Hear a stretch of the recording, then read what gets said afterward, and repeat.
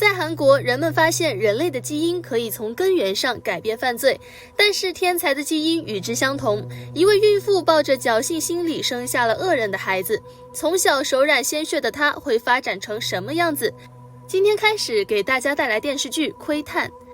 一个下着大雪的夜晚，一辆出租车停在偏僻的路口，女人提着大包小包往家走，半路上不忘打电话报平安。她满意地看着手中给孩子准备的礼物，却被一个弱弱的小女生叫住。女生求她帮忙救救出车祸的爸爸。女人跟着走过去，果然发现事故车辆，但好心救人的她却被身后的男人残忍杀害，女孩却捂住头避开不看。1995年，韩国出现一位连环杀人犯，已经夺去了18起生命，并且句句都砍掉人头抛尸，尸体的手上还像纪念品一样标注编号。这件事引发韩国民众热议，人心惶惶，大家都称这名犯人为人头猎人。与此同时，美籍韩裔犯罪心理学家丹尼尔带着他的研究成果回到韩国。根据他的研究调查，发现精神犯罪类人的后代中也会有相同的基因，所以只要对怀孕的胎儿进行基因筛查，就能提前发现反社会人格基因。所以他提议对所有孕妇进行筛查，一旦发现反社会人格基因就强制打胎，这样坏的基因就不会延续下去。听上去是件好事，但在韩国打胎犯法视同杀人，极端的官员们觉得这是件造福社会的好事，但更多人考虑的是人权和生育自由。而且这种基因筛查只有99%的准确性，由于天才的基因和恶人基因排列十分相似，所以有1%的可能会错杀一个像爱因斯坦一样的天才。现场的官员各执一词，投票结果是双方打平，最后关键的一票就看总统如何选择。这个关键时刻，总统的妻子打来电话，告诉他自己怀孕的消息。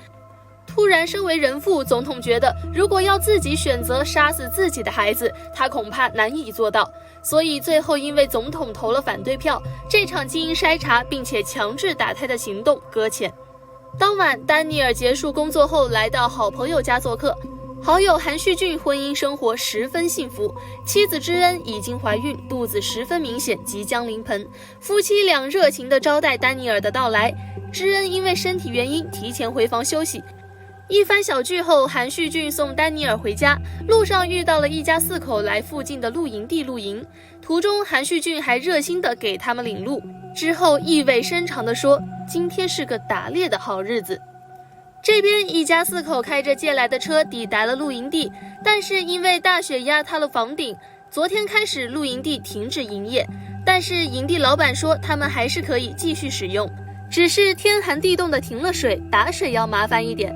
考虑到今天是小儿子的生日，夫妻俩带着孩子们住了下来。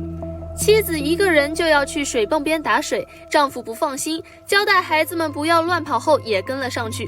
路上却听到妻子的呼叫声，一个黑衣人想要杀害妻子，丈夫上前营救，成功拖住对方。妻子趁机跑回营地，带着孩子们躲进房车。此时黑衣人似乎已经处理好了丈夫，提着工具来到营地，发现了房车。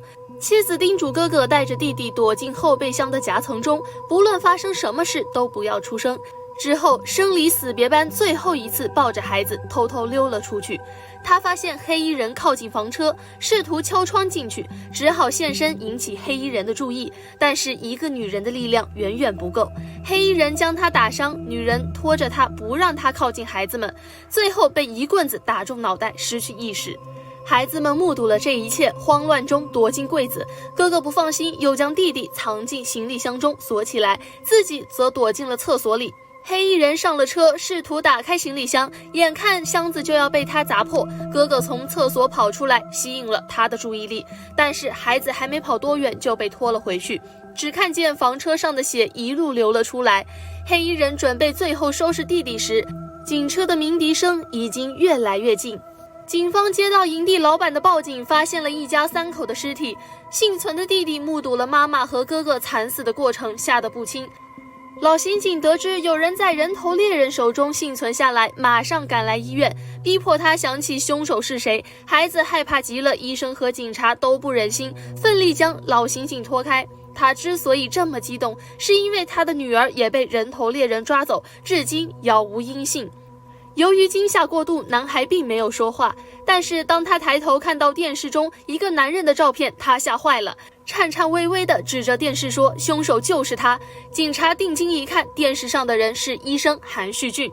警察马上赶到他家仔细搜索，但是搜了很久，什么都没有发现。他们准备将韩旭俊带回去问话，一直躲在车里的弟弟拿着剪刀扑向他，韩旭俊的脸划伤了。弟弟也撞到了旁边的雪人，雪人的脑袋滚下来碎了一地，藏在里面的头颅也滚了出来。看到头颅上熟悉的发夹，弟弟一眼认出这就是妈妈。屋子里的知恩看到这一幕也被吓到，但由于院子是公开区域，很有可能被人栽赃陷害。释放那天妻子来接他，在他耳边说就是你做的吧。原来妻子当晚醒了，亲手拍下了他堆雪人的一幕，这张照片成为铁证。妻子知恩知道反社会人格的人除了自己不会爱任何人，她质问丈夫，得到的答复竟然是为了延续他报复社会的基因。丹尼尔更是冲出来质问他，自己失踪7年的妹妹是不是也是被他所杀。韩旭俊不再装出一副好好先生的模样，反而津津有味地细品丹尼尔妹妹临死前的眼神多么性感。后来知恩来到丹尼尔的医院，对腹中的孩子进行基因检测，果然孩子继承了父亲的恶人基因。他纠结于要不要将孩子生下来，遇到了另一位同样被检测出恶人基因的孕妇。孕妇的丈夫前不久因为救人去世，两个人都打算搏一搏那最后1%，生与不生心中都有了答案。韩旭俊被判了死刑，但是当时韩国人权当道，根本没有死刑一说。韩旭俊只是被关进了监狱，永远被监禁在这里。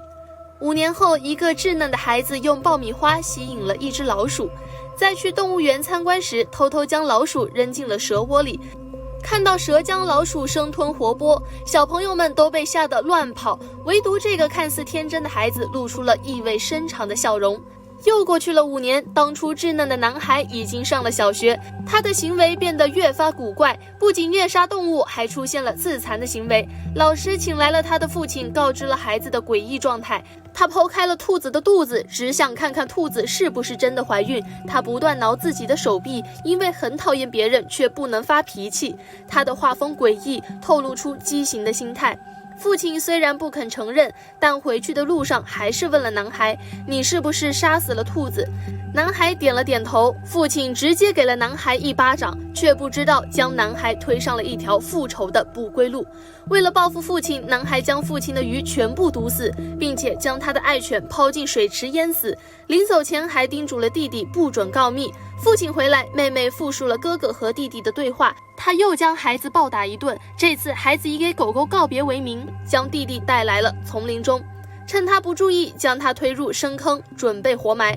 好在母亲及时赶到，她掐着男孩的脖子，一边说着自己当初就不应该将他生下来。男孩的报复心理越来越强，他来到了教堂，向神父祈祷。他已经意识到自己与别人的不一样，只求神父不要让自己变成怪物。但是神父似乎没有听到他的祷告，他的父亲被他刺杀，弟弟妹妹躲在储物柜里，害怕的不敢吭声。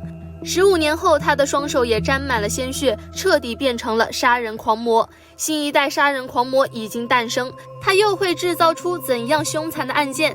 当年与他同样被检测出恶人基因的孩子命运如何？这一切都扑朔迷离。想要知道下集如何，记得关注收藏，敬请期待下集精彩剧集。